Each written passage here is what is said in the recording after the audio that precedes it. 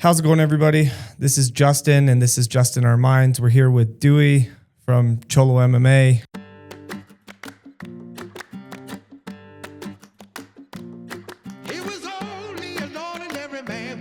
One of the creators. Was it you and Mike that created it? Yeah, we came together. Yeah. On that. It was pretty interesting. It was funny. What happened? It was, yeah, we'll definitely get into that. It was funny too, because looking at your name, I thought it was like DUI, like it was a joke, like that's the toker name. You know, is that what that is? Well, my name is Dewey. And so the Spanish, the U is U and the I is E. So my name is spelled different, but it's Dewey. Yeah. That's my name. So I just write it like that. They highlighted that out, but it's spelled different. Okay. Yeah, everybody calls me D. That's okay. Yeah, that makes sense. Yeah, I was curious. I was like, oh, I guess that's a double entendre. It is. I mean, it is. It's my stage name. Like I use it for music. You know, I do music. I'm an artist. So. What type of? What is it? Are you rap?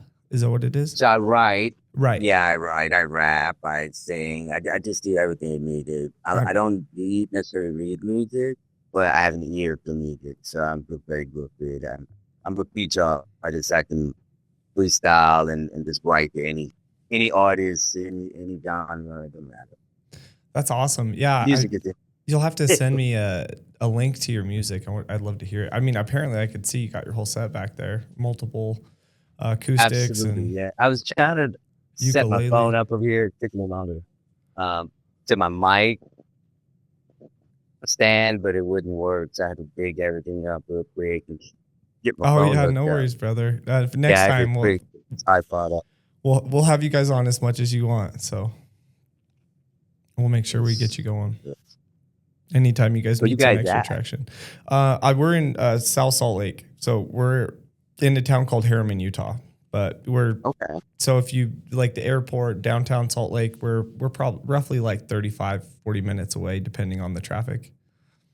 Okay, that's not bad. Mm-hmm. Not bad. And you're in Atlanta, Georgia? In Atlanta. Yeah. 30 minutes up from the airport. So. Okay. That's close. Yeah. Kind of like saying how you guys were sitting over there. So like, yeah. We're give or take the airport. It's usually closer. It's a straight shot from in Harriman where we're at. It's literally you could just go straight. You get right to the airport. Cool. That's good to know. Thank you for the direction. Yeah. They need those. Yeah, 100%. Nowadays, we moving forward, we're not going to be needing directions anymore. It's crazy. We went from learning how to navigate. You know, somebody's writing on a napkin for you. You know, like, oh, you'll see a blue fire hydrant. Go down here. You make a right. You'll see 6 mailboxes to the left there. Then MapQuest, and then we got GPS, and now we got cars that drive themselves. I remember the big old maps. I remember riding around with my dad. I'd have maps in the glove box. Yeah, 100%. Having to pull them out. Yeah. Yeah. Land navigation. Yeah, all the time. Yeah, that was it. And then do you remember MapQuest too? Like you have all these printouts. My dad would do that too. You have these printouts where you're like just looking left here, and it's all stapled together. It's funny. So, yeah, but people move around now, so it's good. Hopefully we get to move around some more. Yeah, definitely. Hopefully some traveling comes in. You get to especially that's just such a cool lane you guys created for yourselves, is like being able to go and get paid to go to different gyms and seminars and things like that from something. Well, it's just crazy how it all kind of came about, and just the fact that I'm training now, I'm coaching kids, you know, I've competed a couple of times. So did you get I never thought that I'd be doing this. I know, dude. It's wild. It's super impressive. It's super fun to watch. Like I get excited for you guys. So is it 3 years that you got your purple belt? No. Well, I started training end of 2019, so it's been 5 years. I guess you could say it's been like 3.5 years to purple belt, because I've had my purple belt now for quite a while. Mm-hmm. But yeah, fairly quick as I was training. You know, I trained 4 times a week now. Mm-hmm. I coach the kids, and I'm involved in more. You know, it's just I've always wanted. it's weird. I've always wanted to do this. I've always wanted to be a martial artist. Mm-hmm. From when I was a kid. Like I just knew it was in me, but Yeah. I never really had the courage to step on the mat. I never really had the courage to make the time for myself to do these things that God put in my heart to do. But I can tell you, since I was a kid, I just knew. 100%. And then you're like appeasing the child in you, like how a lot of adult men have this, like, they don't realize there's a 4 or 5-year-old kid that's crying on the inside. And I've been on the other side of that too, and it's wild once you can start doing that. And I tell people, like, jujitsu can be like recess. Like, it's such a stress reliever. I know if I miss a week or two or more, depending on injuries or whatever happens, like guys like ourselves get a little gritty, then I know that's when the road rage comes out and all the other stuff. Yeah. And you realize I'm like, oh, I need to go back. Oh yeah. It's important. It is. It's a weekly occurrence that needs to happen for most people. Well-being. Oh, 100%. It's a form of meditation that you just find yourself in the middle of chaos. Because when people are like, what is jujitsu? Like, what is that like? I was like, you ever try to play chess in the middle of a tornado? Keep your breathing. Right. It's similar. Or horizontal rock climbing. It's like horizontal rock climbing, except the rocks can choke you. Right. It's the craziest thing that we do, right? Yeah, 100%. But it makes sense because it helps so much. Mm-hmm. Prior to that, I didn't do anything hard. Everything was fairly easy. Music's not easy. Yeah, what I mean, like physically, and like, yeah. They call me Papa Smurf. Yeah. the little gut in the front. Yeah. Yeah, it's the oxytocin and serotonin and dopamine you get from jujitsu or anything on that level. And then just being able to learn something new and just embracing the suck with so many people. It's such a good combination of variables. Yeah, it is. I love it, man. Yeah. So from what Mike was telling me, or Toker, he was telling me that we need to hear your story. So whatever you're open to like expressing or want to get into, I'd love to hear like who Dewey is, how Dewey got started, and what that journey was. Well, my parents are Dominican, but I was born in Puerto Rico, and so we flew here, and we lived in New York, and then bounced around. Moved in Florida, and ended up here about 96. I've been in Atlanta quite some time. But I was in trouble with youth. Like I got in trouble in Florida. I got in trouble in Atlanta. YDC's boot camp. In and out. So just to know, my parents were immigrants and they worked construction, so they were gone all the time. And idle hands, and just me in the bad neighborhood. You go outside, you start meeting bad. So that was my upbringing. That's all I needed. Hang around with street guys and guys that were outside. And you got to find community somewhere, and if the father figure isn't there. Those are still my guys. They're my G's, the ones that aren't dead or in prison. And the ones that aren't dead or in prison, they changed their lives. They got family, they got kids. We get a lot of it. Who were the lucky ones.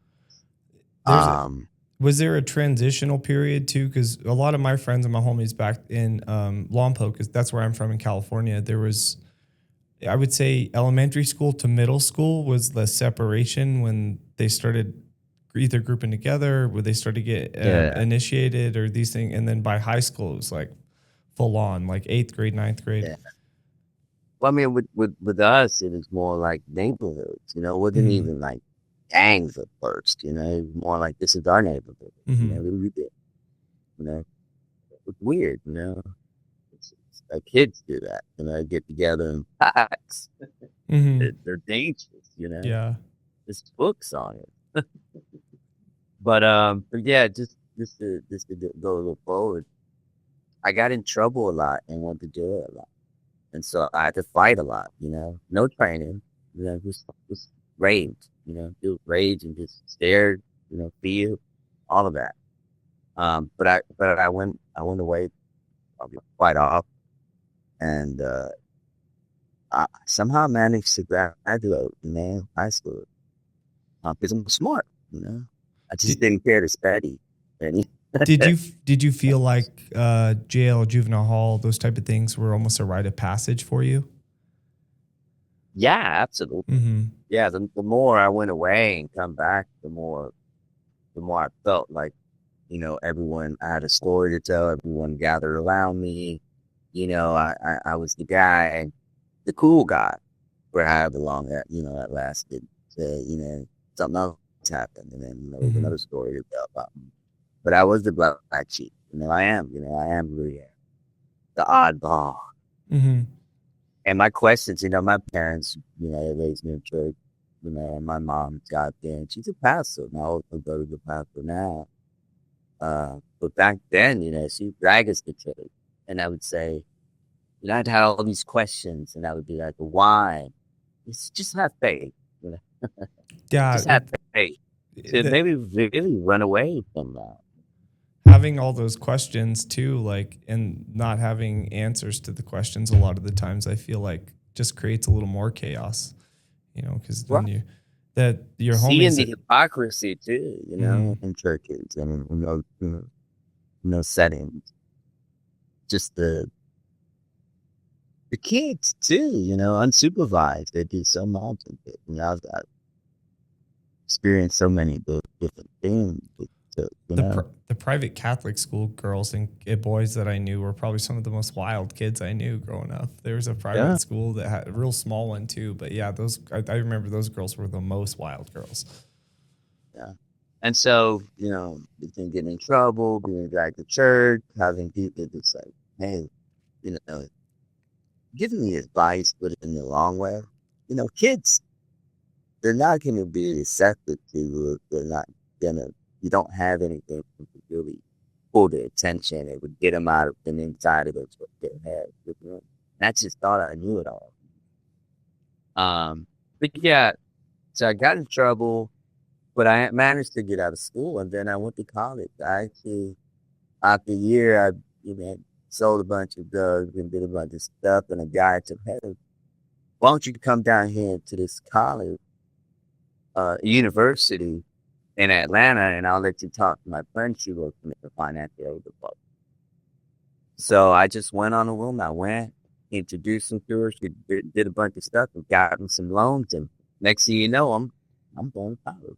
And I told my folks, hey, I'm enrolled in college. I'm going to university for media production. And I did that, man. I did that for a year and a half, but I couldn't move the streets along. I was 19 at the time. And I got in trouble, and they gave me, a life sentence for some robbery, aggravated assault, multiple things, 4 times. And I ended up doing 20 years consecutively, one on top of each other, concurrency, one on top of each other. So it was, for every day you do 2 days, and did 10 years. So my sentence was 10 and 10. And so I make a long story short. Prison either makes you or breaks you. Mm-hmm. It's simple as that, And to me, it made me. It made me learn. God said, I'm going to sit you here, and you're going to do your time with me. And that's exactly what I did. I did my time with God.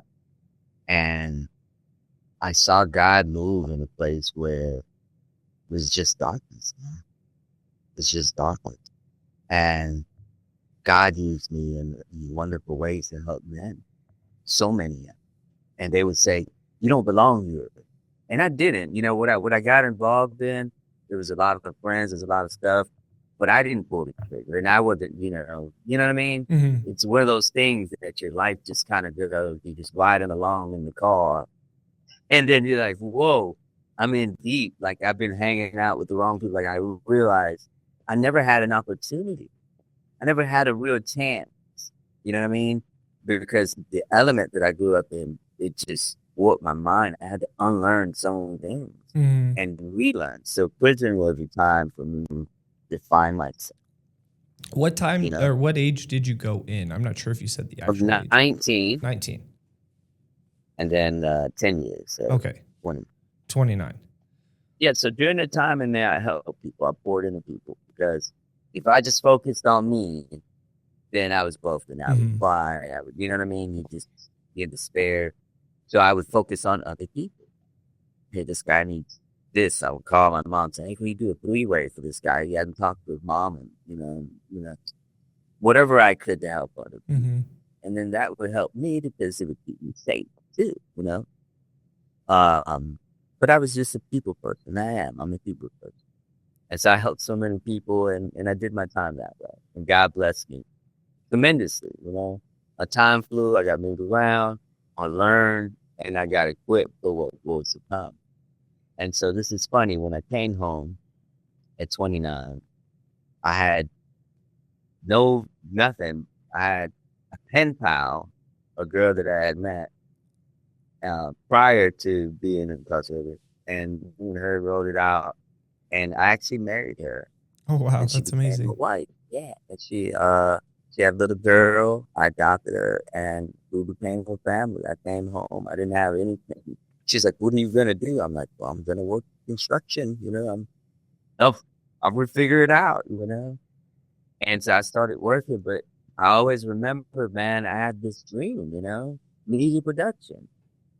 And so I got on social media, man, started messaging people, you know, directors, people that were in the know. I was like, hey, can I come on set, you know, music video director, hey, can I come on set? And, you know, you don't have to pay me. I just want to be around it, you know, I want to learn, you know, and pay my dues. And nobody would give me a shot. Nobody give me a shot. And I didn't give up hope, man. My wife is like, you got a cell phone. She says, you can record yourself. I'm like, okay. So I had a little laptop at the time, opened it up, played some music, turned the phone around, and I started doing freestyle video, you know, anything that God put in my heart. I just, you know, I had tons of music written from being inside. And I started getting a little following, man. And it started, you know, people started commenting, you good, you know. And then out of the blue, I had a guy hit me up who's like, hey, man. And it's one of the guys that hit up earlier to let me come on set, you know. And he's like, hey, man, I'm on set tomorrow, 9 a.m., be there, blah, blah, blah. He sends the address and like that. I'm there. Hey, give me a shot, man. I show up.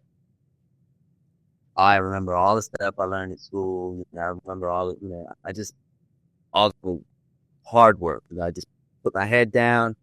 I didn't worry about the artists. I didn't worry about the models. I didn't worry about anything through my work, you know. Wherever they had me do, I did it to the best of my ability. Well, I went home. I got paid. I went home. They called me again the next week. And before you know it, man, I'm shooting music videos full time. I'm making money. I'm taking care of things, you know. No, man, I love this, man. So now I'm on different sets and they need an actor. And I've never acted before, you know. I was no actor. But I've been acting all my life. Right. You know? I was acting inside. You know? Acting fool. And listen, man, the skill set that I had no idea. For example, certain sets were like prison settings, you know? But none of these guys go into prison. These artists, they never been in jail. Some of these guys go to colleges, you know? Some of these guys are just putting on a persona. So I'm like, hey, I'm consulting on set now. I'm like, hey, no, this is the way they do it. You know, they have a shank, you know, it's made like this, you know, I'm helping props and staging, you know? So now I'm involved in different aspects of the video production. And so it just gives me more value. It gives you more value. And so I'm able to move and people are like, hey, this guy's awesome, man. And I get called back. So now I'm doing features for artists and I'm playing like all of these roles that I did for real life, drug cartel, gangster, capo, all these mafioso roles. I'm doing them and I'm getting paid for it, you know. And I'm like, thinking, God, I'm like, man, it's incredible. I was getting drama my Right. whole life. Dude, my first movie role too was an inmate.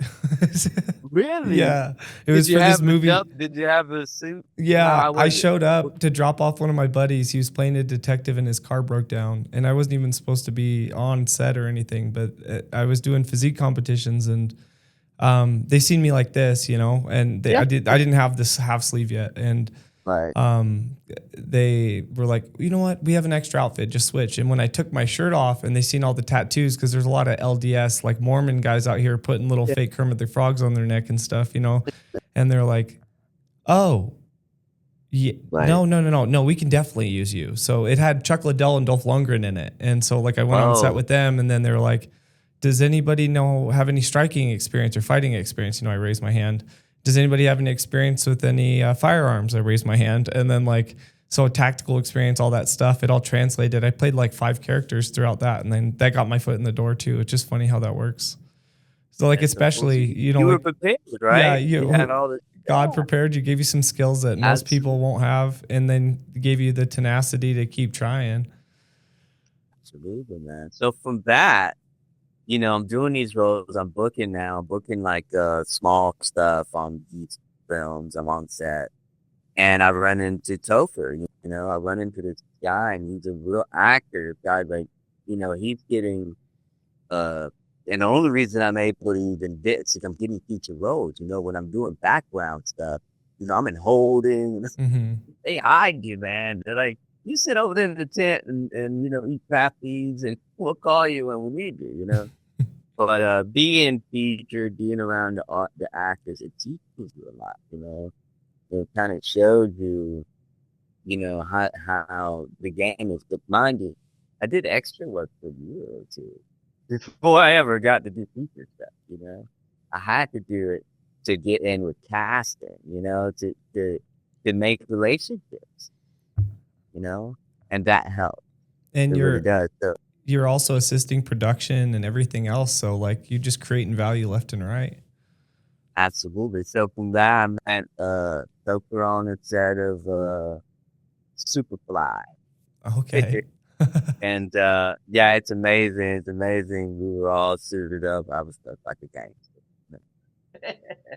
And he told me, he showed me a couple of videos. He was doing some school videos. He was like, come to my house, and I got an idea. I'm like, okay.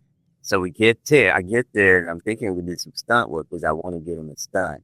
Because they get whole bunch, and they get all these bumps, and if they fall, and they smoke, and all this stuff. So he pulls off the matches, right? And he's like, oh, we're going to shoot this scoop real quick. Real quick. And he does this move, man, to take down the king, puts it down on the mattress. He throws it out and grabs my foot. Like, it's weird and it hurts. And I'm like, dude, what is this? And he's like, oh, it's JiuJitsu. You know, and that's the first time I ever heard the term. So I had to look it up, man. Yeah. So we did that for like a week. And I just kept going down there to get pained on that. And it just hurt. And I was like, what is this? You know? So fast forward, we didn't do any more videos after that. Junior has the stuff. He's like, hey, he gets mic up because you don't see any more of those videos. And I didn't know Junior. I met him one time after that on another set. I think the movie was with Will Smith and the what is that? All the Bound and the I forget the name of it. But we were on the set of that, and then with lots of combat, so it was tactical, you know. And Junior, you know, we might introduce it to us. So that's the only time I ever met him, you know, when I met him on set. So then he's like, hey, that's you. So he comes to the house. And we come to the house and we shoot some video, and people start talking about it. He's training. And so the people that are following us are the people that are training actively. I'm not training, and Toka wasn't training at the time. And Junior's like, hey, you got to train, man, or they're going to know. And I'm like, what are they going to know? And he's like, yeah, acting isn't, you can't act this. You know, you can't act jujitsu. Mm-hmm. You have to know it because you're moving a certain way when Mike is trying to do the moves on you and Toker's doing the moves, you're moving a certain way. And I'm like, I didn't get it, you know? So now that I train, looking back, I'm glad I listened to him because I've read some of the comments on some of the jiu-jitsu people videos, and it's incredible. It's like the jiu-jitsu community is like, it can be so loving, but it can be so harsh. Oh my gosh. It could tear you to pieces. 100%. Like, what? Like, who are you? You got a bunch of people that are just in pain all the time. Oh yeah. They're in pain all the time. They got time. Yeah. You know, so they're the biggest supporters, but also like the harshest critics. They'll show up to your daughter's quinceañera for in a drop of a dime, but you throw a shitty leg lock video up. But it's funny because I met the coolest people with this jiu-jitsu stuff. Like it opened us so many doors. It got to where we were acting. I'm acting and getting roles and just doing all kinds of cool stuff because of jiu-jitsu. You know, it changed my life, and I started going to the gym. It just helps too, I'm sure, on set and everything else, right? It adds a caliber and like a like almost like a mythological thing to you as an individual on top of like what it makes you feel like, if that makes sense. Absolutely. I joined the gym. My wife found the gym. And all these stuff that happened, I believe this God, you know. I believe this God. I believe he put a light in us. We all have a light in us. And it's our duty. It's our, it's our calling. We have to flame that. We have to keep it burning bright. We have to share it with other people because somebody is lighting them within and you can come by and share a little bit of your light and light them up a little bit. You know, somebody light may be completely almost out, you know, to the point where they're thinking about hurting themselves or ending their life. This is a time for us to share our light, to share our knowledge, our wisdom, our love, our compassion, like the things that God has been working on us. It's time for us to do it to other people. You know, and I started with kids. I have the prison ministry and I volunteer. I do a bunch of nonprofits. God has really moved and touched me. And when I was inside, man, surrounded by like 50 men, criminals, God woke me up, man, and he baptized me in the Holy Spirit. And I literally saw everything I'd done bad. Everything, like, it flashed everything. It was just like everything came to me. And I literally just asked him to forgive me, and he cleaned me up, man. I felt dirty. And after that, well, I felt clean, man. I was purified, you know, by blood, by his Holy Spirit. And I know it sounds odd to people that don't practice religion, don't go to church, don't read scripture. And I understand this different belief, you know, but I'm telling you, there's a real creator and he wants an infinite relationship with each and every one of us. And it takes us really going into this place where just you and him, nobody else. And that's it. That's where you're going to find that. Like, and then from there, you're going to start seeing, you're going to start remembering who you are. You're going to start doing the things that you like. You eat pizza because that's what your folks gave you. But what do you know? You may like something else, you know? But if you've never been outside and explored and seen and tasted it, how do you know it? How do you know what you really like? You know? How do you really know what you really capable of? And that's why I say life is meant for experiences. You know, a lot of people live in that comfort blanket or in that little box that was created for them, like you were saying, and it's hard. Not everybody's gonna. These are prisons, man. I was freer in prison than a lot of people figured out here. Did you go bringing up prison again? Did you have any old heads or any mentors or anything like that in there for you that helped on top of God? I did. I did. I did. People, God for good people, man. The old heads, man, they know what's up, man. They give you warning. I had this guy. He always would give me warnings, man, and it's because people watch people. people watch. Mm-hmm. And they can see if you're moving a certain way, if you're stepping on someone's toes, if you're doing something you're not supposed to be doing. And those people, like, I believe God puts them in there to help you, They help you during the time. God uses them, and they'll come up to you and give you a word of advice, man. And that's when you need to take that advice and really think it over. Give it a second thought, a third thought before you move forward, because these decisions can save you a whole lot of heartache, a whole lot of, headache. And you can literally lose your life. It's life and death, And so decisions matter, Some people, they just, oh man, my car broke down, or this and that. I need a new car, It's just like, make these random decisions without talking about it, without giving some thought, praying on it, meditating. And then later on, the bites too many butt, Mm-hmm. And so with Cholo MMA and with everything, we've always, especially me, I write everything down. We've always like, we're going to pray on these. These are goals, but we're going to put God first. We're going to see if what we want is with hard work we can achieve it. And so far, man, everything on the list, thank God. Thank God. It's happening for us. But you have to have faith, It's like I mentor young adults, especially people that are coming out of prison that want to start businesses. And I volunteer with the local library as well. We just do a lot of different things. I can teach you business. I can teach you how to pitch, elevator pitch. I can teach you a lot of different things.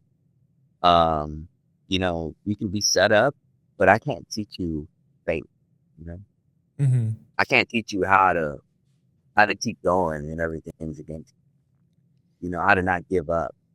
Those are things you got to really build deep inside. 100%. And you got to believe in something. That's what everything. Right? That's why. Yeah, that's what JiuJitsu. Yeah. There's so many people quit. Exactly. I think it was ChatGPT. I looked it up. I want to say it was everybody that's tried JiuJitsu, only 10% of those people, give or take 10 to 20%, actually even get a blue belt. So, the numbers that grow, it's like exponentially smaller and smaller as you go. And then it goes back up a little bit once you get past purple. I was just looking at like some of the statistics. And I'm like, that's wild. Hard, right? Yeah. Hard. Yeah, I almost quit a bunch. Oh yeah, that's I was a 17 stripe white belt. Just started jiu-jitsu in 2005. My white belt, where is it? My white belt, man. I felt like it had 5 stripes, man. For a long time. I just felt that way, But once you get to blue belt, you're like, oh man, I'm blue now, and then that's when the real work started. But yeah, the jiu-jitsu journey, I've enjoyed every step of it. It's been fast for me, but it's been still a journey, like uphill, like up, down, and my journey is different, Some people are here, some people are right here coasting, some people are climbing the mountains, going all the way up, eventually they'll come back down. That's why I tell people, your journey.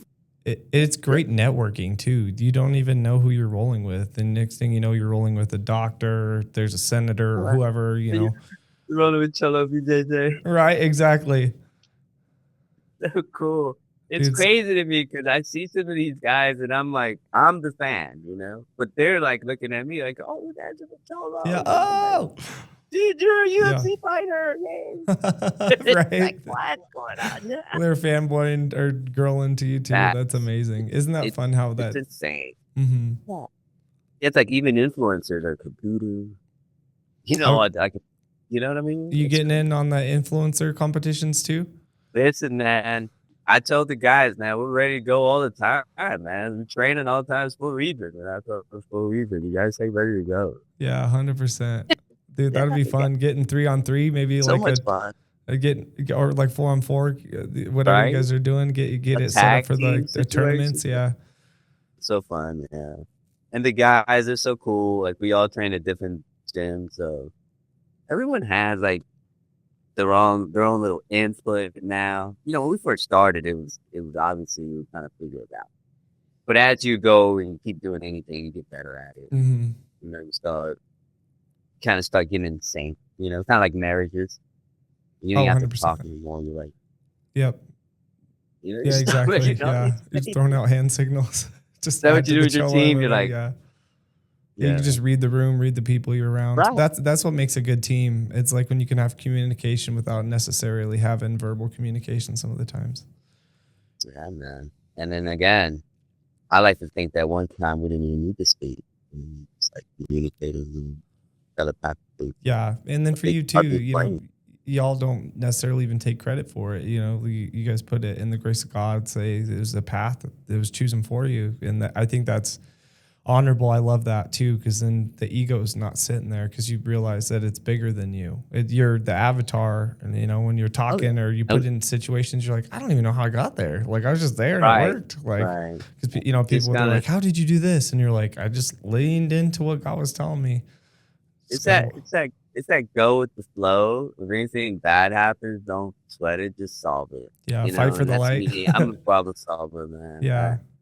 I don't let anything slow me down. Dude, I had to just change the brakes. I was going to change the rotors and found out I didn't need the rotors. So I returned them and got my money back. A couple of cars, like $300.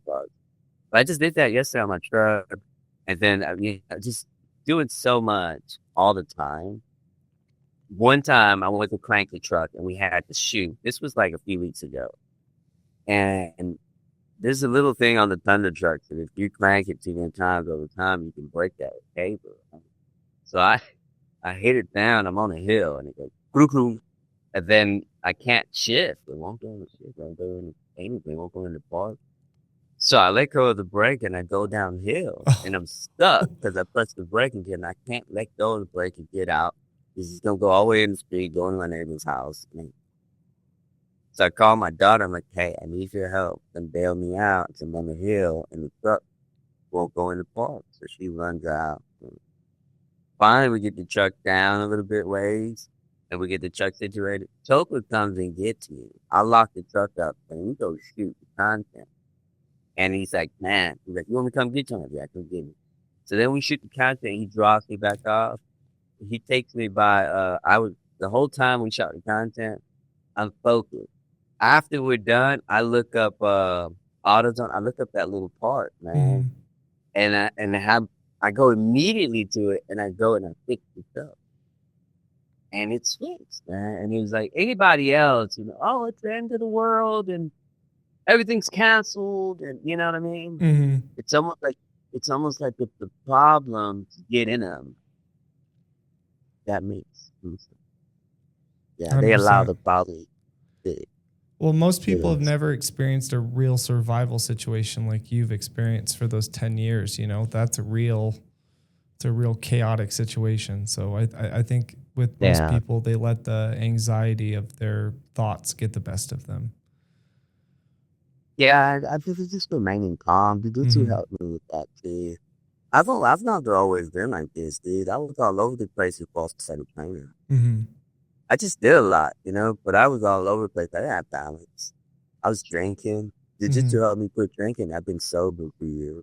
Great job, dude. I'm like, thank you, man. I appreciate it. It's hard work, man. But I love me, I invest in me. My kids, they're watching. Quality sleep and hard work, man. Hey, like my kid, like, that's daddy's soda and stuff like that, man. It's felt wrong, man. Now I have real soda, like sparkling water. Man, it's that instead. But it's not. Yeah. Got to lead by example. Amen.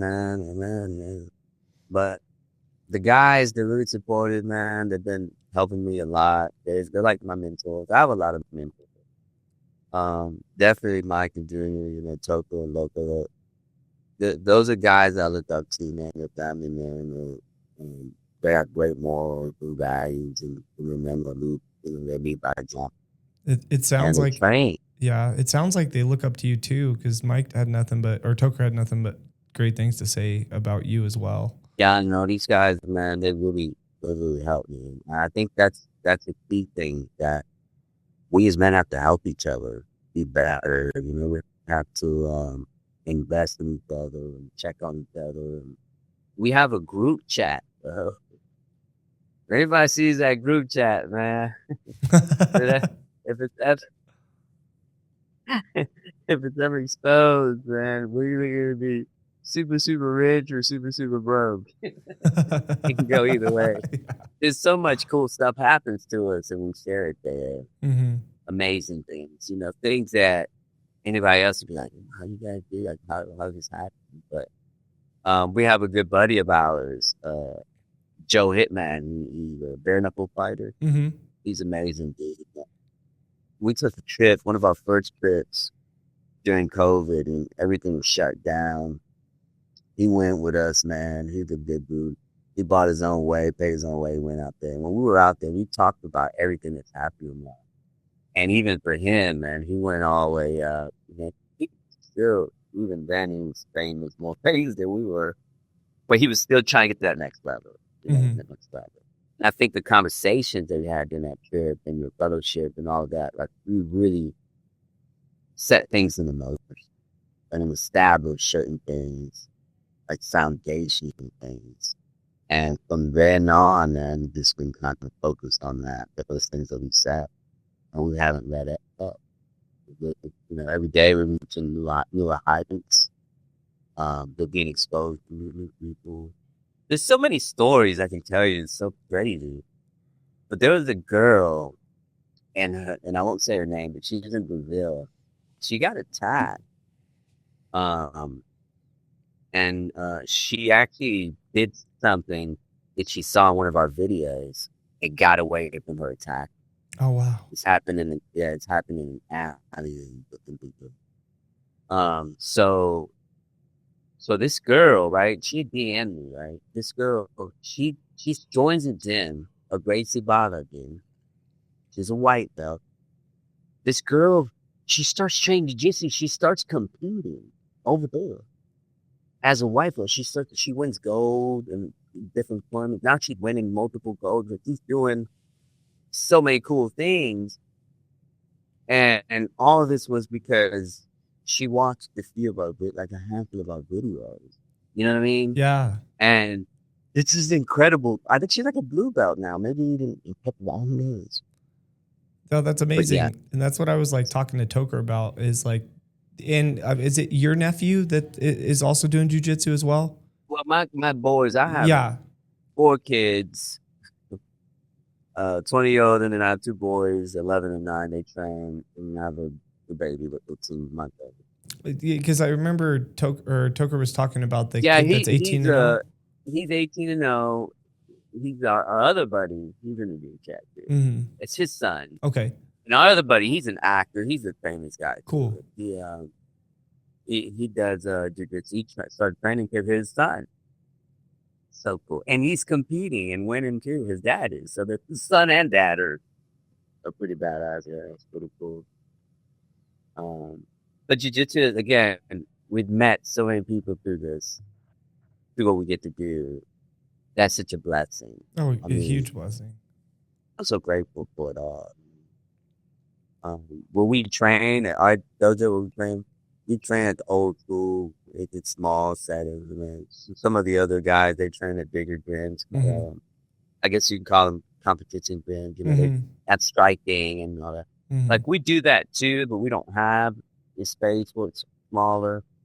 But man, we're the real deal, man. And people come cross train, they'll tell you, you survive through, the dudes warm up. Coach Ed warm up, and my professor when he get on the mat. It's a different world, man. And our philosophy is tenderize them. Oh, 100%. Yeah, when you get on the mats, you actually do techniques and do randori. You don't have any muscle strength like that. You just pure technique. Mm-hmm. And no injuries. Very little injuries. But when you just drill 15 minutes and then, do a little stretch and then go right into randori and techniques and stuff like that, higher chance of injury. Oh, 100%. So, oh yeah, and people, especially like the lower belts, it's just styles evolve, Oh, dude. And then like that's why I really like that the philosophy. I'm gonna tell you why too. it sucks for me. I'm gonna tell you why it sucks for me. For me, it's because I have to go home to my wife. And she's to be like, "What happened to you? You did, And it's like her thing is, tap her. She's always smiling, and I'm like, yeah, I'll tap, but we never tap. But but but if I get a scratch or a bruise or a black eye or sucks because she's here like I told you, and it's certain women they train and certain they don't know. We have depending on what kind of marriage you have or relationship you have, you're gonna either have the one that trains and the one that doesn't. And the one that doesn't, they just don't understand. Until I can get her on the mat, I'm praying I can get her on the mat soon. I'm getting all the kids already, so it'll be a whole family. Then she will understand. Yeah, then she will understand the bruises and it's the lower. Yeah, it's a whole different ballgame actually getting out there. Yeah. And then she'll better understand, like, you're like, no, he's a blue belt, but he was a 15-year wrestler and he's crazy. Right? So it wasn't my fault. It was yeah. That's so funny.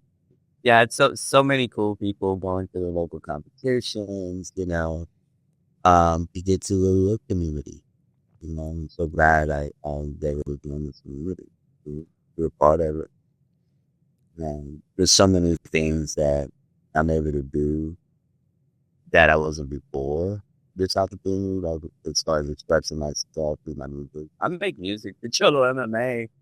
It's so much fun.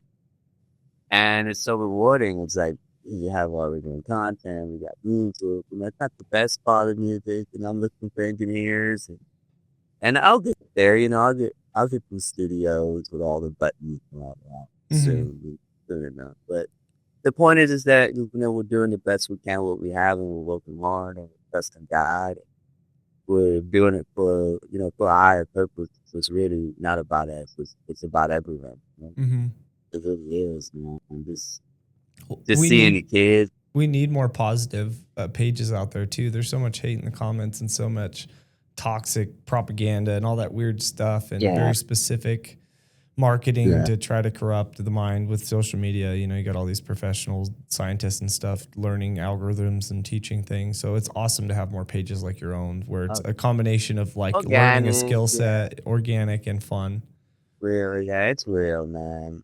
It's we try to do that. We were all kind of raised about the same age, so we came up in the 90s and early 2000s, and we just seen how this same culture, man, separating family, destroying neighborhoods,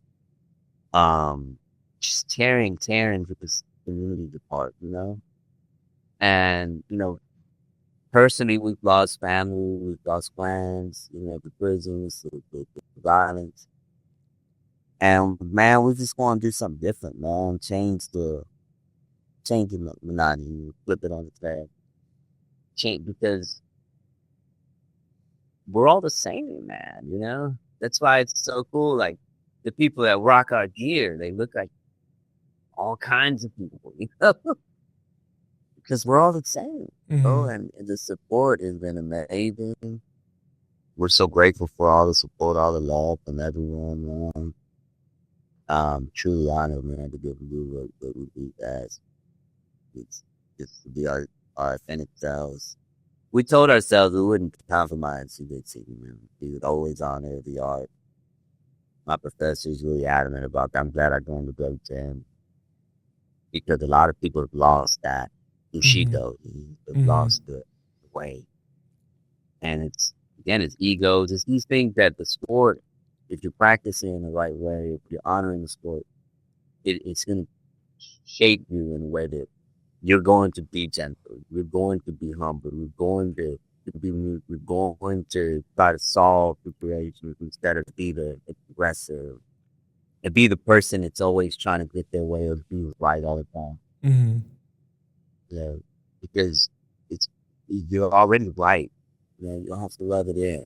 You don't have to. You see what I'm saying? So a lot of times, it's just how we communicate, how we treat each other. from what place are we moving? You know, if I don't feel good, if I'm ill, I just won't go train. You know, I'm not going to go over there and do the service that I do. Mm-hmm. It depends on me, 100%. If I can't do that, let's stay home, man. If I know if I'm gonna be super, super late, well, I'm gonna interrupt technique, get champion, or I know I'm not gonna get a good training. I'll just stay home. I'll just catch it next. I'm trying to do this for the long run. You know, I'm trying to do this for as long as God allows me to step on the mat to free my mind. 100%. I mean, and then there's the old man jiu-jitsu, right? That you got to step into that a little more. Yeah, man. I've been flowing. My professor dubbed me the sea otter. His professor used me many years ago, gave him the name the mongoose. And so I was really honored when he said that. Because it's funny.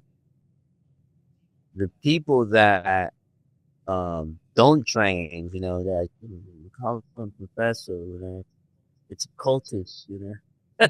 But to me, he's a mentor, you know, and I respect him, and he earned that respect, you know. The respect is earned, you know. I love that. He's not a Christian man, you know. He's a Muslim. Okay, cool. But we get along. You see what I'm saying?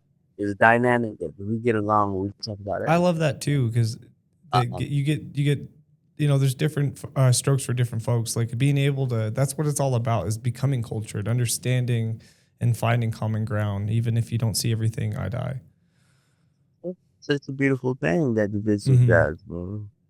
You know, it gives us these opportunities that normally in our day-to-day life we wouldn't really come across. You know, we wouldn't really, you know, experience these things because we have our biases in our ways and our groups and our cultures and our things. You know, but jiu-jitsu, it breaks all those. 100%. It brings it all together, and all that ego stuff, or all that's gone because you know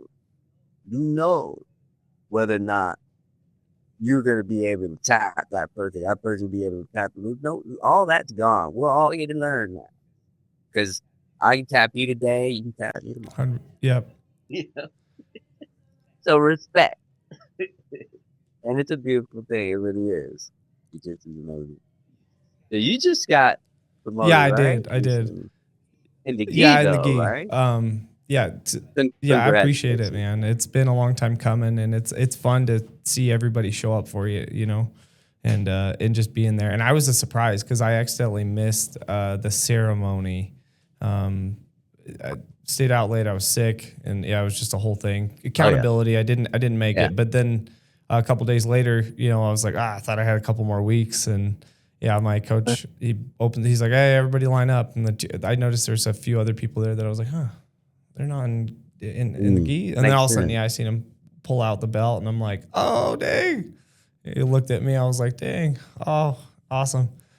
Yeah, so it was good. That's the best thing, yeah, right? and it is. Like, I remember early on, like, I didn't really make it about belts. I was just trying to learn. And, like, I wanted to be an MMA fighter and all that stuff. And there wasn't a lot of, I guess there wasn't a lot of gi back then either. There was one coach. Actually, there was a black belt instructor, but everybody else just didn't really wear gis. It was just more so like MMA based. So he just teach us in between, you know. Right. But yeah, no, it's huge. I didn't realize how much it was going to mean to me until I was presented with it. You know, it felt a lot different. And I really, really encourage a lot of people that don't train in the gi, and that down in the gi, to train in the gi. I know it's difficult. I know it's sweaty. I know it's hard. It's like here and there. It's like people that ride motorcycles. They hate cars, you know, riding. And I guess that's how people that, you know, wear rash guards and they put on a gi. But I wear flannels all day. So I don't mind. And I can use mine as strength. Yeah, exactly. Yeah, the sauna pajamas are. I love it though. At first, I was like, I don't know about all this, and then, you know, this last year, I've grown to love it, especially having more things because I got pretty good grip strength. So like having stuff like being able to do spider guard and things like that on people, and they can't break the grips. It's just adding to my game. It's so many cool things Oh, there's mine. He said, did he message you? But yeah. There's so many cool things that you get to do in the computer. Like, for example, we're working on the structure and we're doing cross cattle plates and, flannel stuff.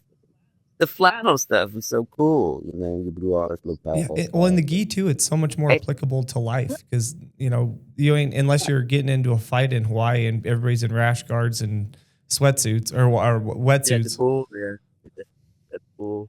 Yeah, no, gears to me, it's fun, and I think that's what the role should do. It's very intimate, to choke somebody in their own clothes, wrap them up, or, use your own clothes to wrap them up, and I like, I like the sneakiness of the gi, you know. With the no gi, you get the grappling, get sweaty with hardy with your hold. We got climb the mountain, like you say. But with the gi, man, it's really technical, man. It really is. It's a game of hidden jujitsu. 100%. And I mean, maybe it's just my approach, my athleticism and my like. I always joke around my athleticism, my autism gives me an edge for jujitsu, but in the gi, you need way more. In my opinion, you need a lot more technique because you're not able to slip out of everything, or So, but Right. so just that added friction and like that added tension to gi training has been amazing for me to slow things down and be a little more methodical and really dial things in, not just like be able to slip out the back or get out of something. That's right. That's right. Yeah, it definitely requires a lot of. There's so many techniques. Yeah. And jiu-jitsu is like that. Gi and no gi. It's like an ocean. Never ends. 100%. Yeah, you need both. So cool. So cool. So what are you acting in as your debut? What's up? So I'm waiting for my buddy. He's a producer for a producer and director for Warner Brothers and Okay. who else he's done? Great. He's done like he was part of Yellowstone and a bunch of other stuff. So he has a couple movies coming up. He wrote me into one of his scripts. And then he has a few other roles that he's thinking about putting me in. And so like I took a big hiatus. I think the last movie I was in was 2017 or 2018. I've done some modeling and some short cameo things and like little bits and pieces for background work since then. The latest one I was in was a movie called The Nutcracker Wish with a couple of my friends that Emilio and Rachel Brooks Smith. She's pretty decent sized actress, and so they put me in their Christmas movie. It should be I think it's going to be a Hallmark movie. Cool. So I just got back into it. My mom, I don't have any kids for my mom, so she wanted me to find something. She's like, "Oh, you don't have any kids, find a wife," type of deal. But I was like, well, "Okay, mom, well, I don't have that right now. So maybe can I get back into movies? Oh, yeah. And would that be a good? She's 77, so she's on the tail end of things, and yeah, she was like, "Oh yeah, I love that." I was like, "Okay, cool." So I'm doing it for myself because most people don't get the opportunities that we get, and so I've been looking into a talent agency now. I haven't had one. I all the roles I got were just by chance or by knowing somebody or just by connections and fitting the narrative or looking a certain type of way with the tattoos and the muscles and the knockoff Edward Norton face. Yeah, no, but it's something I can tell. It's something you've been. Oh yeah, and it's some with modeling and acting. It's for me. I do impressions and things like that. So I've always been some sort of a something, when it comes to acting. And it was one of those things where I feel like I've never really astral projected out of myself, but when it came to modeling and acting, I could almost like see myself in usually the character, or the position, or whatever they were asking for me. They were like, you haven't done this before? I was like, no, this is like my first time for doing this. Like with modeling too, they were like, you're actually really good at this naturally. Like if this is not your first time, you catch on quick, you get it. And so for me, I just try to take like apparently the first time you get behind a camera, you're kind of like, ugh, what is this? And then, so for me, it's just one of those things that I want to dive deeper into. And I have a lot of friends that are either actors, actresses, stuntmen, stuntwomen, like more than most would. So it's fun to have that in my wheelhouse, or being able to ask someone like yourself or my buddy that's a director or whoever these questions. And so my buddy that's a director, he's going to work on helping me get my SAG card too, because that's going to be the next step. So Yes. yeah. Do that, man. That's amazing. Yeah, look at acting, man. You just gotta be consistent. Consistent. The more you do something, the more people are gonna depend on you for certain things. And writers, usually producers, they when they write, they have somebody in mind. The more you're around your friends and the more they're creating content, the more roles they get. Eventually, you make a movie. I mean, that's usually how it is. It's usually those weird goals and things to do. And then from there, you can do whatever you want to do. If you like a certain type of film with certain genre, you can stick to that, or we can diversify. Toper's done it all. This is what it sounds like. And that's the thing. You have to always reinvent yourself. It's so cool.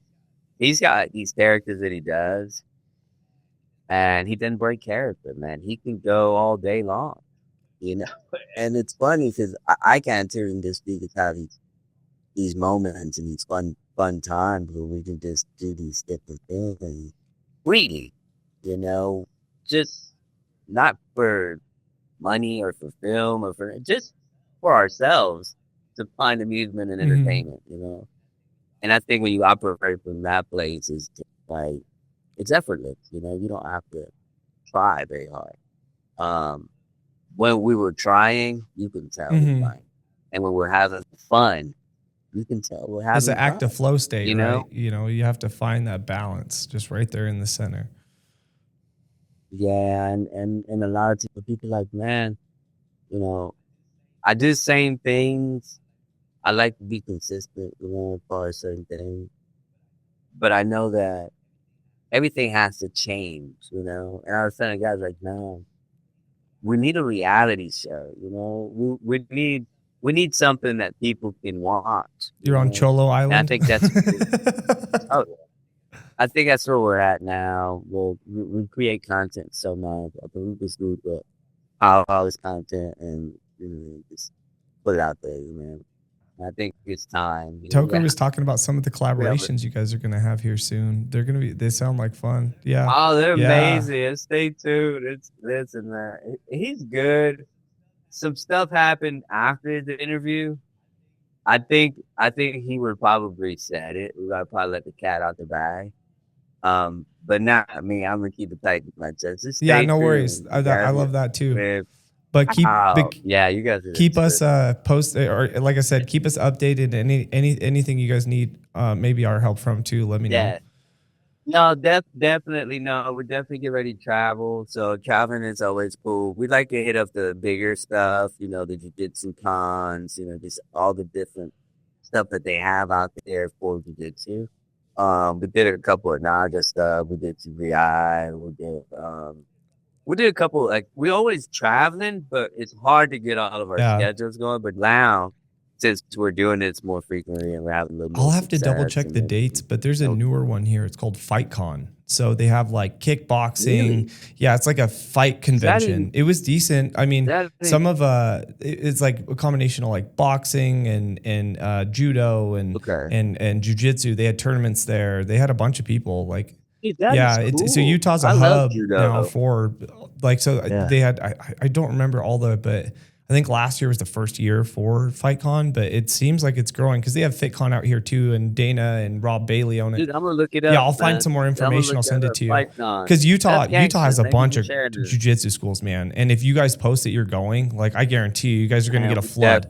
Yeah, we're gonna talk to you, man. We're gonna have to set something up. There's multiple gyms here too that we could get you a seminar. Like there's a seminar, there's a Combat Arts is a gym out here.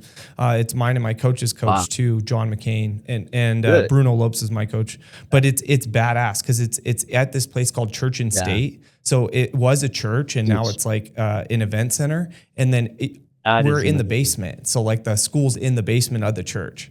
So there's like stained glass windows. It's down. It's dude. I would love 100%. To see that. Dude, it's awesome. I'll send you some information on it.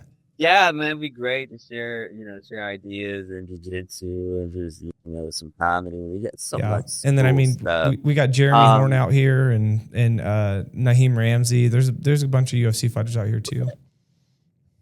Yeah, yeah, yeah. Let's do that. Let's do that. And we usually bring a guest or plus one, like we'll have a fighter or somebody. We need a bodyguard. Oh, I bet. We'll, we'll have somebody with us, hopefully. Teach some jiu-jitsu with us and stuff. I love judo. I know you mentioned the fight con had some judo exhibition.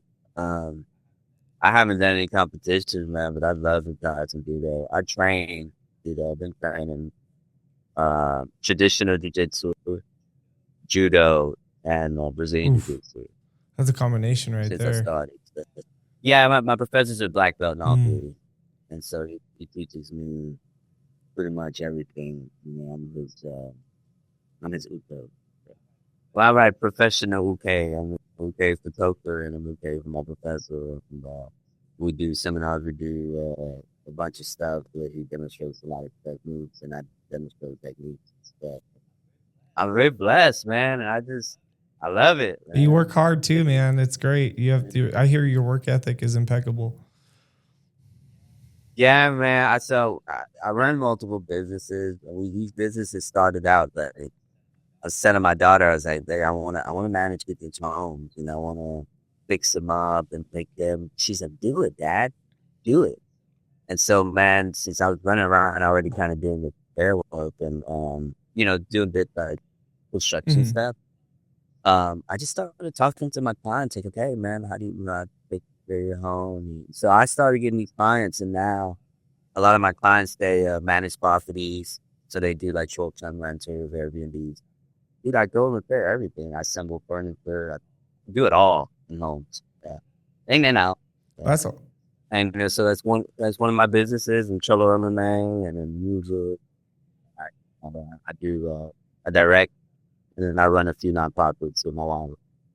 And then, getting ready to turn up on seminars and stuff. So and traveling. And hopefully we'll start doing some bigger productions. I think Topa mentioned Mm-hmm. that. Yeah, I work for a demo reel company, like demos, log lines. I'm a script writer. I went to school for it, so I didn't graduate, man, but I'm doing what I got put in my heart to Yeah. do. So it's full Yeah. circle You for went to me. FSU. Yeah, Yeah. I did. But actually, it's funny because the school is called Oh, AIU. really? So yeah, AIU in Atlanta. Yeah, I got all the way to sophomore, and right when I was going to do my internship, I was gonna go to London campus. Got a London campus. I got Mm-hmm. locked up. Yeah, so but I mean, it's a blessing in disguise in the sense that it helped me transform me and change me into a man I am today. 100%. And if you wouldn't have chose the darker path to get to where the light was, like you wouldn't have had the skill set to be on set to show them what a real prison was like. Yeah, It's all man. those. And to this day, I get calls for consulting on set. People will call me, to consult, to be different, not just prison stuff, but just like street stuff in Mm-hmm. general, or just anything to do with I speak Spanish and English. I understand a lot of different languages. I understand French, and the ear. It's funny. It's weird. It's like these languages, like sister languages, and they kind of run along. You can kind of pick up. We picked up a lot of Portuguese. And I'll sit there and watch like some of these instructionals in Portuguese. I got That's amazing. no muy Yeah, diferente. that's my coach does that because he's from Brazil. And so, like, I'll just hear, I think Yeah. Portuguese is probably one of my favorite languages to listen to as well. It's a I, beautiful language. I mean, we're all, I guess, you know, people, so we can relate in different ways. Just like when people get together, they don't know language, but they still Mm-hmm. marry each other. I was like, you know, we can use this. I think our mouth gets us in Oh, trouble. 100%. Well, that's another thing too that jujitsu is great for. I've rolled with so many people. They become your friends. They see you every day, but you might not have the best like verbal interactions. But once you get on the mat and you're around each other, there's Oh, the camaraderie and brotherhood or sisterhood. absolutely. Yeah, man. Sharing those moments with these different individuals, it's a Mm-hmm. blessing because a lot of people, mind you, a lot of people don't get this Mm-mm. opportunity. There's people that can't get back on the mat. So there's people that for whatever reason or injury or whatever, they can't train at the moment. People are sick, they can't, they get, whatever the situation is, they can't Mm-hmm. train, So every day that I get to train, to me, it's a blessing because I've seen my teammates have to sit out or be on the bench for weeks and taking notes and, like, and I feel for them because I know how much they love, training, and I love how much they love jiu-jitsu. So I don't take it for granted. Every time I get to train, every time I get to meet with the guys and shoot the content from Cholo MMA, it's a blessing. It's an opportunity to learn. It's an opportunity to grow. And it's usually great memories, great fun. And so, yeah, man, I'm thankful. I'm glad I was able to link up with you Oh, me today, too. man. I sat around. You're inspiring me right Yeah, I now. sat around. that's that's a good way to Absolutely, think man. about Do it, it because all, like there's man. days you don't want to go on the mat, but if you don't do it for yourself, do it for everybody else that can't. Same thing with showing up for these Absolutely. podcasts or doing these things that we need to. You never know who's listening. That's what I always pray before these is like, I hope this Oh, man. podcast inspires one person. It doesn't have to be the 20,000 followers. It just needs that one person that actually Wow. needs it. That's the only person I'm looking for. No, you guys are doing a great job. I mean, a beautiful team. You obviously very professional. I saw some stuff you guys did with those kids and that's awesome, man. And I was telling girlfriend, I was like, man, you really helped us out because I watched the interview and I was like, you really helped us out. Giving us this opportunity to talk, to come on here and talk, because I think that's what we need to do more. People need to hear our stories, people need to know who we are. And yeah, man, thank you Oh for yeah, this. dude. I Thank appreciate you it. guys as well. Like anything, like I said, anything we can do to help y'all out, we're here for you. I just appreciate you guys giving Absolutely. back to the culture and if multiple cultures. The jujitsu, the Hispanic Latino culture, like whatever that is. Yes. I guarantee you're driving Oh more yeah. people in because they're like, wait, hold on. Who's these guys that they're passing a sock check over here, and they get the next thing you know, you're a high level jujitsu guy, purple, brown belt. Eventually, you guys are gonna That's be black. crazy. Yeah. You guys will have your own school eventually, I'm I, sure. absolutely. Absolutely. Yeah. Soon Lord willing. And then we're really focusing on the whole stunt Hmm. work, the whole production, like working with individuals to get them booked, to get them roles, to getting them, because a lot of people, they need that training and skill set to even be able to go on set and do what they, book to do and the roles that they book to play. So it's important that we train, in everything. You got to be prepared and you got to train, you got to know your steps. And so we want to offer people in Atlanta that opportunity um, to be able to come to a spot and train and get the skill sets to book these Hmm. roles. And I hope we have a cool setup like you guys so we can do Yeah, dude, podcasts. come like we can't wait for you guys to come out here and just check it out too, because ours it's dynamic, but it's Yeah. simple. Like it's Oh just what you yeah. need. That's what you need. I was just gonna say that. Well, it doesn't have to be the biggest one. That's Yeah, what I was you need. thinking. And I work with a lot of people behind the scenes, so I know what that is you're talking about. Yeah, it's I'm sure it's amazing. no, it's a great set. I love it, but it's like I think it's like the illusion of social media and podcasting and stuff. You see the skull and bones, and you see the set, and then you scoot back, and they're like, oh. Because some people, Joe Rogan, them Yeah. talk about you don't need a huge project, you don't need a this and that, and like 20 people, and you can get a lot done with Okay. a Keep it little simple. bit of. We're blessed with a good studio, but it's like you don't need, a mansion. Oh no, we Yeah. learned quick. Look, when we first started the first trip, I think I checked the bag. Mike checked the bag. Like we had equipment. Dude, we had all kinds. And it's just we didn't know. I didn't know, and I didn't want to leave anything behind, Mhm. and I needed all this. So I thought I. And now we literally go like the DJI, a couple of cell phones. We travel light, So time change, and we learn what you need, what's important. Um, and the technology with that, so no, it allows us to be all this cool stuff. on the And go. our phones nowadays are wild, like what they're capable of and like the editing and everything. It blows my mind. Yeah, it really is dope. It really was dope. So you doing the podcast pretty much all the time? Yeah, so we usually shoot like anywhere from 1 to 2 on Thursdays, usually at noon or around here, like right now. And Okay. then other than that, Right now. Travis has some. We all rent out the podcast. Travis is the brains behind everything. He's able to be the director and creative director and the guy that's editing and doing a bunch of other stuff right now. He's our Jamie.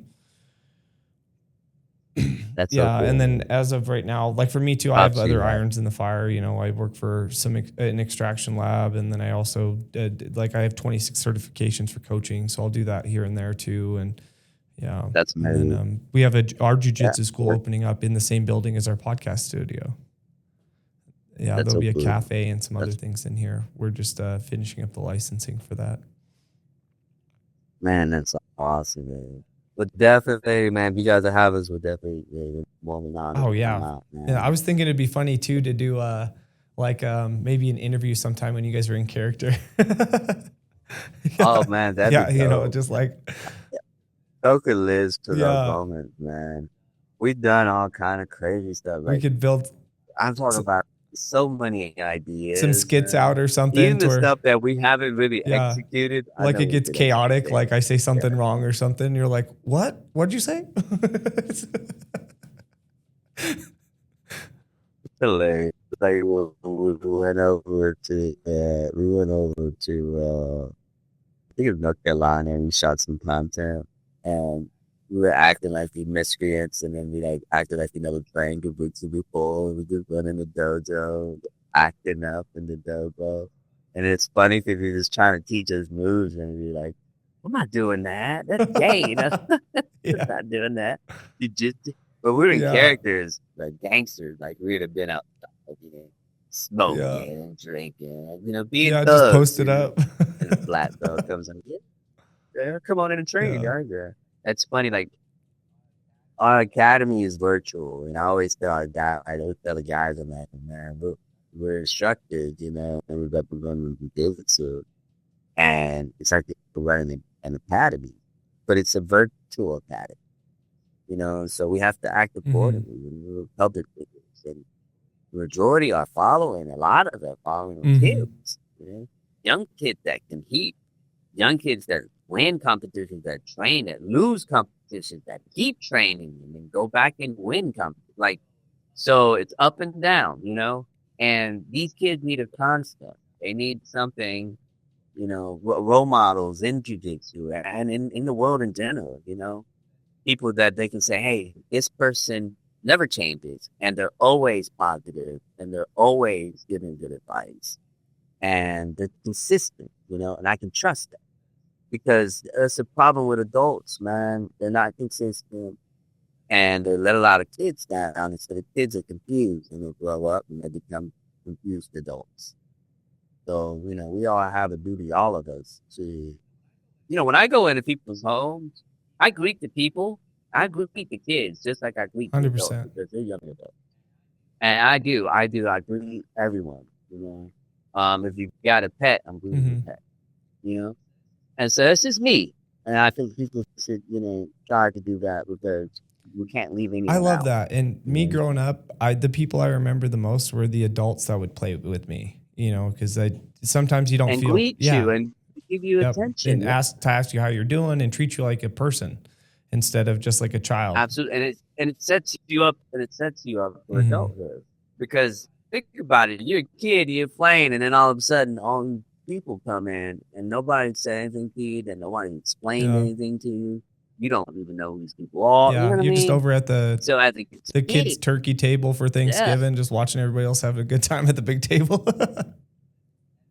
As a kid, you're scared, you know, you may be nervous, you know, you got all these emotions going on. And so, yeah, I think, I think it's time, you know, we got to do better as far as, And you're already um, how we, you're doing the thing too of like yeah, helping kids with real initiation. You know that then you're taking one more kid's gonna step away from the streets and onto the mats, and that's the absolutely. goal, right? Absolutely. And that's what we, It's preventative. We don't want them to go to places. We want to prevent them from ever, ever going to those places and ever doing anything that's doing a lot. That's the key, I think, with a lot of kids, man, and they have a lot of time and a lot of social media and access to a lot of pages. A like lot. you were saying. Endless information, whether it's good, bad, or the ugly, saturated. Yeah, my kids, you know what I make them do? What's that? And I've got two of them doing it, but I got to get back on it. But 15 push-ups, 15 It's so funny. I was going to say push-ups too. 30 minutes. 30 yeah. minutes. Sprawl drills and shrimping across the kitchen. Yeah, they'll read. So lately they've been opting to read because they love to read. I want to go readers. And so for them to lay there 30 minutes and read is nothing. And they'll watch TV for 10 minutes, an hour, and then like, hey, wait a minute, we're going to do some push-ups. They'll do a bunch of push-ups and keep trying to figure that out. But I'm interacting with them. It keeps them active. They have something to do, and they're not watching TV all the time. They're reading, being active, and just having fun at home. There's always something to do. So they're helping their mom bake. It's something, there's always something. And it's important that we have the kids do things, try things, so that, they're actually learning about who they are, what they want, and how they want to be things, and how they want to live. Yeah, I think developing those skills to be a human instead of just being a 9-to-5er like school teaches you, like power tools and how to like you said, how to greet and respect people, baking, cooking, all these things that are gonna like save you in the long run for your life. Jiu-jitsu, push-ups, reading. Yeah, I don't know. My daughter, my 20-year-old, she's in college. She went to Europe and came back to Paris. She's doing summer classes, and she's gonna go next year, Lord willing, to Dubai. And she learned all this stuff going to work with me. I've taken her to work with me. And I pulled her out of school and homeschooled her with my wife and put her back in school after COVID, and she graduated and walked. It was a beautiful thing. But the reason why she was what she is now is because I had her run in the stores and do the transactions and meet the customers and talk to the clients. And now, since January, she's been working for one of my clients, and she's doing extremely well. And it's because, we as parents got to guide in the way that they should go. So yeah, jiu-jitsu's cool. Not for everyone. One of my kids, he's more, he's really artistic. He's great at jiu-jitsu, but he doesn't like the structure right now. He's, he's a little introverted. He does so much. Maybe, and that's great. So no pressure. No pressure. He does stuff at home with us. Don't teach kids. I read there was a book. It was like from Eckhart Tolle. He has The Power of Now, and then there's also The New Earth. It's the third book. It's an orange one. I think I know. But one of the things he talks about in there is like, don't raise your kids through your ego. Don't make your kids do the things that you didn't do. Let them become their own people. Guide them, create guidelines, but let them create and become their own self as an individual rather than forcing everything that you didn't accomplish onto them and then creating deeper burdens, Oh, yeah. And I mean, like my oldest son, he's 11. He trains, man. He's a great ball. And he's being a little more consistent now because he's like that. He'll go, and if he falls behind the other kids, they're faster. They got more technique, different things longer. So he's like, God, I can't, I got to So he's telling me now to take things, whereas before I was like, hey, but I let him take a year hiatus too. So he took a year off, and now I'm about that. It's important you let the kids, like you say, you let them decide what they're going to do, and then, hold them accountable. Say, hey, you said you were going to do this, and you got to give 100%, while you're doing this, When we're done and we do something else, and, you do something else. But you said you'll be with us, all summer or however long. They understand how contracts work, right? 6 months. You got a 6-month contract here. All my kids have wallets, money, and because that's how I expect them to know about these things so that they can have a better future. If I don't give them any allowance, if I don't have them spend their money and buy their own things, then it becomes much more difficult. I wish my parents would be. And then, of course, you have to have the dad tax too, right? No. Where you have to come check for poison. Go, nah, these are my 10 fries. I mean, being raised by immigrant parents, our parents gave us a lot of things. They just didn't know a lot about finances, man. Really, it's unfortunate, and a lot of Hispanics, a lot of minority, their parents come here to survive strictly. So they're getting these 9 to 5s, they're getting these jobs, they're paying these bills, but then there's very little left there. A lot of the immigrants are paying double, especially now, everything going on is really difficult. A lot of people now are leaving their homes.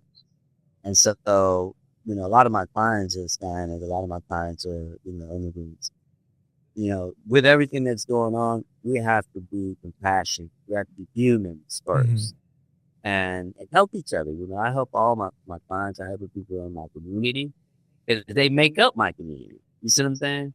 I'm not going to try to go way out there to try to change, the world. I'm going to start where I'm at. So I start with the people I service, the people that God has blessed me with. And so I operate off of that. So hopefully more people start doing that, man, and we can get this world in tip-top shape. 100%, dude. There needs to be more. Gearing up to be. There's too many. It's getting better. It is. I'm hoping it's a bell curve, and I do too. I think there's been a few generations, but now I think our kids and our kids' kids, they're coming back around to where they want to be more active. Like, I think the interesting thing about like the electric bikes were iffy, but now kids are falling again. They're tumbling. You see more, and then more and more kids see their parents on cell phones. They don't want to be on cell phones. They want to get out. They want to do things. Like my nephew, he sends me skateboarding videos all the time of him doing flip tricks and things. He's one of my best friend's sons. He's 15 and a half, 16. Man. And him and one of my older podcasts for the video podcast, Robbie, he's a pro skater. So it's just me, him, and Robbie that are in a thread. And every week we just get updates of videos of him doing kick flips and heel flips off of stuff. And he's good.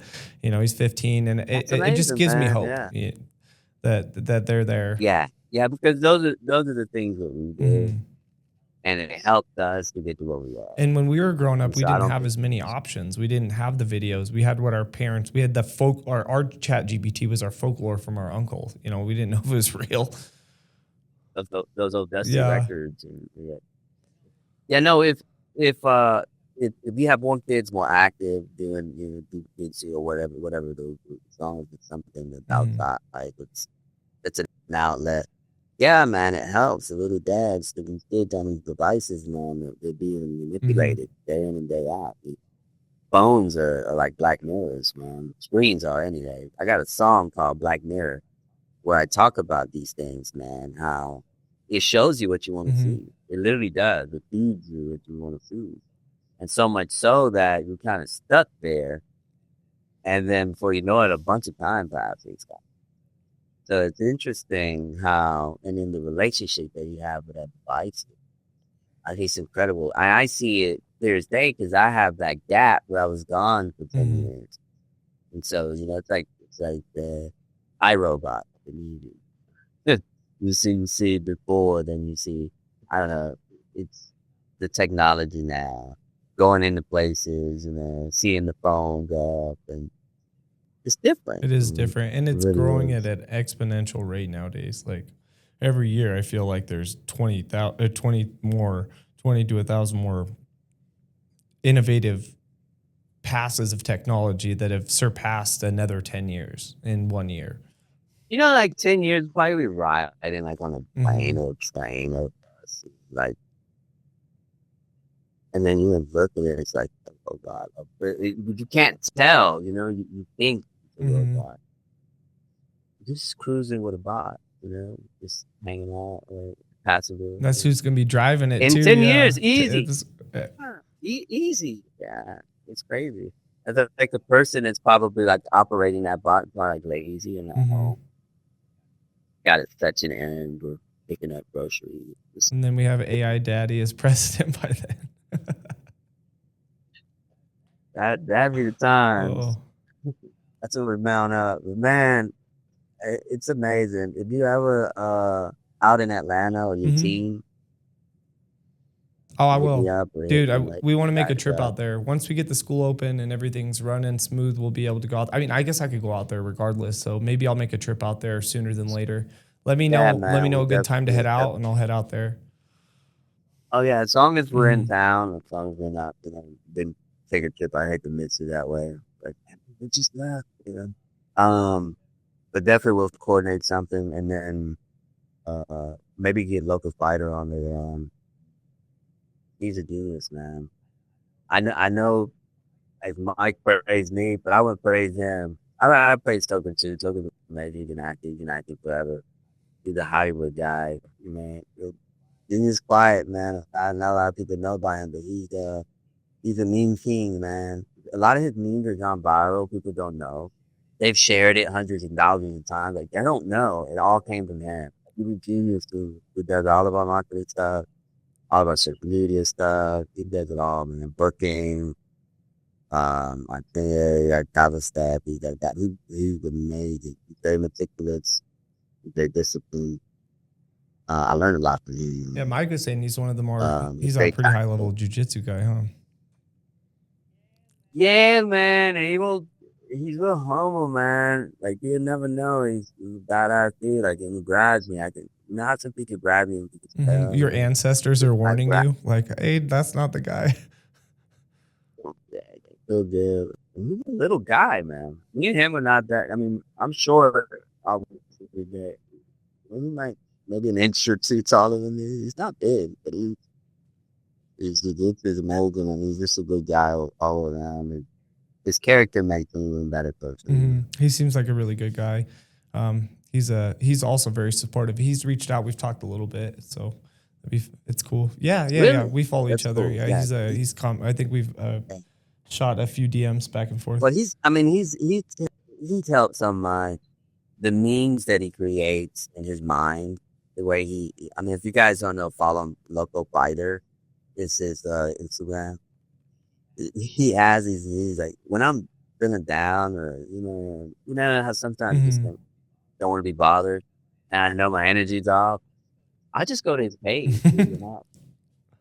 I just scroll and start laughing. I feel instantly feel better, Yeah, he has some funny And ones. and it's important that we do that for ourselves. Have these little places that we can go to bring ourselves back Hmm. up and get us out of Yeah, funk. we all need those Robin Yeah, Williams in our lives, right? I mean, yeah, we gotta make light of Hmm. ourselves. Can't take ourselves too seriously. Make fun of yourself. That's how we started, man. That's how we're gonna keep going. Yeah, no, that's great. You're Doing good. leading by example, humor, and discipline. It's a good combination. Thank you, brother. Appreciate it, man. In closing today, Appreciate Travis. sorry, what was that? I said I appreciate Oh Travis yeah, too, dude, man. he's amazing. I love him. He's a kind soul. I love that's the people I try to surround myself with. But in closing, is there anything that you'd like to shout out, or anything you'd like to say to mine or your listeners as a voice of inspiration? Yes. I want to say if you don't train jiu-jitsu and you've been thinking about training jiu-jitsu, I encourage you to step on the mat. It's the hardest thing to do, but once you do that, it gets easier. It really does. It gets harder, Yeah, I but was it gonna gets say it's. easier. I don't even know if it gets easier. You get better. Yeah, you're That's it. stronger That's it. because it's always. But then the better you get, the more they put it on you. But definitely try it. Man, it's incredible. So I was to say that. Also, never give up. Keep going. You have a dream. God put something in your heart. Man, try to see through to the end. You never know who you might touch. All you have to do is touch one person. That's it. You just reach one person in all of it. And, and then that's it. If you don't follow us already, follow us at Cholo MMA everywhere. All our social media, Instagram, TikTok, right? I think now. Mm. We're gonna be announcing some news and some stuff for some seminars and stuff, but definitely gonna go out to you guys. So all you followers and people out there that you definitely gonna meet us and meet and greet. however we set it up, there's a lot more information on that. But man, thank you guys. It's been an honor. Just letting me talk a little bit. The story's longer. I cut through a bunch of stuff. I just wanted you to get the gist of how I've struggled, didn't really have opportunities growing up. It's worse than what I made it, seem like. It's a lot work to go into. But if I can get through it and get to this end, get to the other side, then you can too. And whatever you've gone through, whether it's physical, mental, whatever it is, whatever abuse, whatever it is, use it as fuel to get you exactly the way you need to go or what God has. But you didn't get that promise.